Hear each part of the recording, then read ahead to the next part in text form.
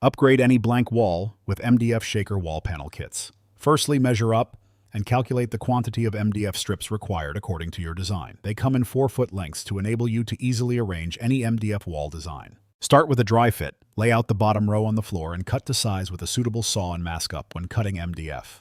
Then onto the uprights, arrange its spacings according to your design or cut for a reduced height.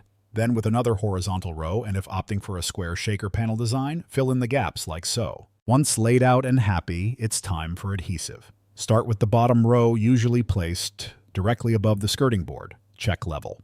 Then for the uprights, again check levels and spacing as you go. Top tip, cut an offcut and use as a spacer to ensure consistent gaps.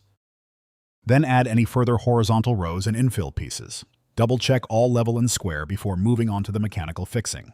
For best results, fix with a pinhead nailing gun, ensuring heads are recessed below the surface, making it easy to fill later, or if you don't have one, drill and countersink screws like shown. We recommend approx 2 to 3 fixings per length. Now time to fill any holes and joints with a wood filler. Top tip, pick a easy to sand one for a better finish.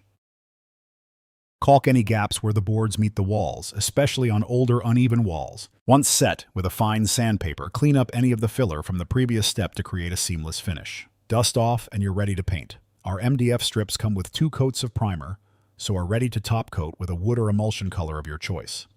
Try different designs such as rectangular shaker panels, which can be used to create more height in the room. Or follow the panel design up to the ceiling for a full visual effect. Or if your adventurous, geometric angles can create stunning focal points.